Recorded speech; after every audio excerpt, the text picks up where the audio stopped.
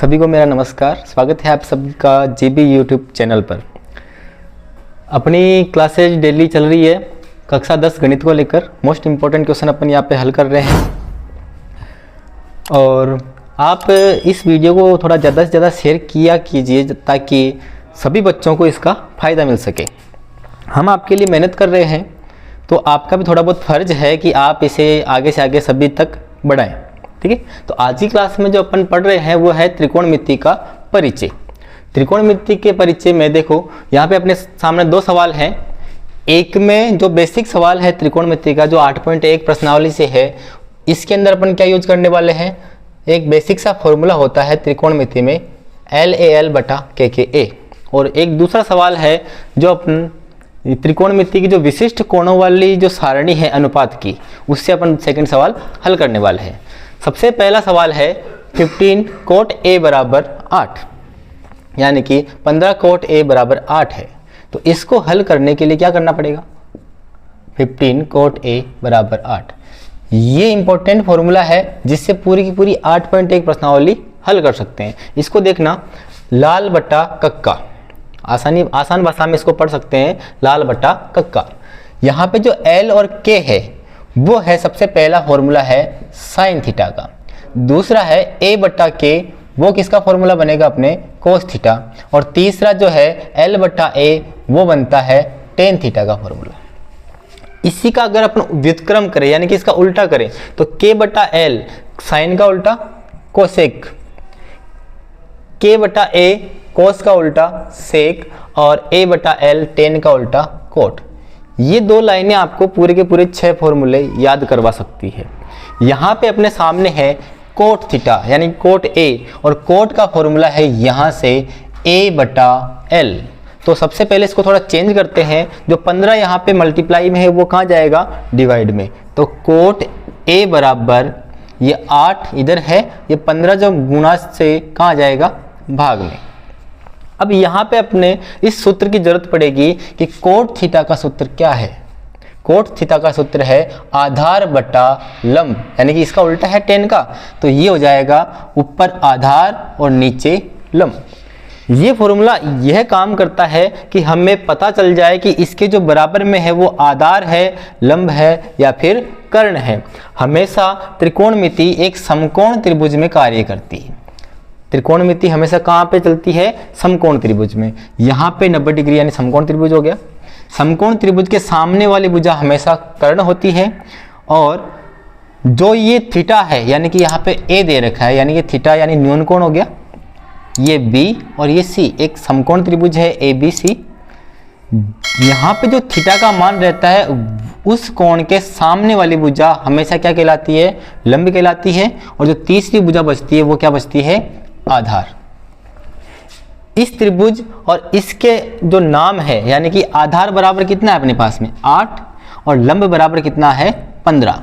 आपको दो भुजाएं इस अनुपात में पता है, आधार 8 सेंटीमीटर और लंब 15 सेंटीमीटर। आपको क्या नहीं पता, कर्ण नहीं पता। तो सबसे पहला काम होगा कि जो भुजा का मान आपको ज्ञात नहीं है उसका मान ज्ञात करना है कर्ण का। तो कर्ण का एक फॉर्मूला है कर्ण बराबर अंडर रूट लंब स्क्वायर प्लस आधार स्क्वायर। ये एक प्रमेय है जिसे पाइथागोरस प्रमेय या फिर बोधायन प्रमेय कहते हैं। इस प्रमेय के आधार पर अपन इन तीनों भुजाओं के मान आपस में ज्ञात कर सकते हैं। तो यहाँ से जो कर्ण का मान आएगा वो आएगा लंब स्क्वायर यानी कि 15 का स्क्वायर प्लस आधार स्क्वायर यानी 8 का स्क्वायर। 15 का स्क्वायर होता है 15 को 15 से गुणा करना, स्क्वायर का मतलब है कि 15 गुणा 15। 8 का वर्ग 8 गुणा 8 कितना हो जाएगा, 64, 64। 225 और 64 को जोड़ने पर यहाँ पे जो मिलेगा वो क्या मिलेगा, कर्ण मिलेगा। तो अंडर रूट में 5 और 4 9, 6 और 2 8 और 2 यानी कि 289 का वर्गमूल अपना क्या है, कर्ण है। तो यहाँ से जो कर्ण निकलेगा वो हो जाएगा 17, क्योंकि 289 का वर्गमूल कितना आता है, 17 आता है। और वर्गमूल निकालने का मतलब हुआ कि कौन सी ऐसी संख्या है जिसको उसी से वापस मल्टीप्लाई यानी गुणा करने पर 289 प्राप्त हो। तो यहाँ पे जो कर्ण हो गया वो हो गया अपने पास 17। तो अपने पास जो तीनों भुजाओं के मान आ गए, लंब 15, आधार 8 और कर्ण 17। अब इन्हीं की मदद से हमें साइन ए और सेक ए का मान ज्ञात करना, जो काफ़ी आसान है। तो उसके लिए क्या करना पड़ेगा, देखो ये साइन ए, तीनों भुजाएं ज्ञात होने के बाद में ये काम बहुत आसान होता है। साइन बराबर, अब यहाँ से साइन का सूत्र क्या होगा, लंब बटा कर्ण, यानी कि L बटा K बराबर लंब कितना है 15, कर्ण कितना है 17, तो ये हो जाएगा साइन ए बराबर 15 बटा 17। आसान है। दूसरा मान निकालना है हमें सेक, सेक ए बराबर, सेक यहाँ पे है तो यहाँ से फॉर्मूला बनेगा कर्ण बटा आधार, तो K बटा A। कर्ण है अपने पास कितना 17 और आधार है अपने पास 8, तो 17 बटा 8 हो जाएगा सेक ए का मान। दो मान आपसे पूछे गए थे, साइन ए और सेक ए, वो दोनों मान अपन आसानी से ज्ञात कर सकते हैं। सबसे पहला काम क्या था कि कोट का फॉर्मूला बनाना है कि कोट क्या होता है, आधार बटा लंब, इससे हमें दो भुजाएं ज्ञात हो जाएगी। फिर समकोण त्रिभुज में देख लेंगे कि दो भुजाएं कौन कौन सी है और तीसरी भुजा कौन सी ज्ञात करनी है। उसके लिए ये फॉर्मूला है बोधायन प्रमेय या फिर पाइथागोरस प्रमेय, दोनों इसी के नाम है। ठीक है, आसान सा सवाल है। इसके बाद अब देखना सेकंड सवाल, यदि tan a प्लस बी बराबर √3 और tan a माइनस बी बराबर 1 बटा √3 है तो a और b का मान ज्ञात कीजिए। ये सवाल दिखने में काफ़ी मुश्किल दिख रहा है, लेकिन इसका जो आंसर करेंगे अपन बहुत आसान एंड शॉर्ट एंड स्वीट है। इसके अंदर आपको दो तीन चीज़ें और दे रखी है कि जो a और a प्लस बी है वो 0 से बड़ा होना चाहिए और 90 के बराबर या फिर 90 से छोटा हो सकता है। दूसरी चीज, जो a है वो b से बड़ा है। इसका सवाल के अंदर ज़्यादा रोल नहीं होता है, लेकिन आंसर के अंदर अपन चेक कर लेंगे कि ये सही है या नहीं है। ठीक है, तो इसका आंसर करेंगे अपन। सबसे पहला अपन को दिया है tan a प्लस b बराबर √3। सबसे पहला काम, यहाँ पे √3 दे रखा है। अब यहाँ पे किसी कोण का मान दे दिया हमें, तो कोणों के मान भी हमें पता होने चाहिए कि tan के अंदर, यहाँ पे tan है तो आपको ज्ञात होना चाहिए कि √3 tan के अंदर किस कोण का मान है। ठीक है, तो ये tan a प्लस b बराबर √3 जो है वो tan 60 का मान होता है। किसका होता है, tan 60 डिग्री। आपको सारणी याद होनी चाहिए, त्रिकोणमिति की जो सारणी है वो हमें याद होनी चाहिए, तभी जाकर अपनी ये सवाल हल कर पाएंगे। tan 60 का मान कितना होता है, √3। तो यहाँ से देखो tan और tan दोनों ही क्या हो जाएंगे, कैंसिल हो जाएंगे। तो यहाँ पे क्या बचेगा, a प्लस b बराबर 60। कैंसिल होने का मतलब कि काटना नहीं है। tan यहाँ पे भी थीटा है और tan यहाँ पे भी थीटा है। अगर दोनों ही tan का मान अगर बराबर है तो कोण भी आपस में क्या होंगे, बराबर ही होने चाहिए। इसलिए a प्लस बी किसके बराबर हो जाएगा, 60 के बराबर। इसको नाम दे देंगे अपन समीकरण नंबर 1। ये पहली बात थी इसकी। दूसरा लिखा हुआ है tan a माइनस बी बराबर 1 बटा √3। इसमें ये जो 1 बटा √3 है वो tan के अंदर कौन सा मान होता है, tan 30 डिग्री, ये होता है 1 बटा √3। जो काम पहले किया था सेम वही काम वापस यहाँ पे करना है। tan a माइनस बी बराबर हो जाएगा 1 बटा √3 को लिख देंगे अपन tan 30 डिग्री।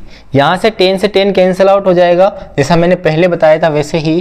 तो a माइनस बी बराबर कितना हो जाएगा, 30 डिग्री, और इसको नाम दे देंगे अपन समीकरण नंबर 2। अब देखना, एक नंबर का समीकरण है a प्लस बी बराबर 60 और दूसरे नंबर का समीकरण है a माइनस बी बराबर 30। आपको पता करना है कि ऐसे कौन से दो कोण हैं जिनको जोड़ने पर 60 आता है और उनको माइनस करने पर 30 रह जाए।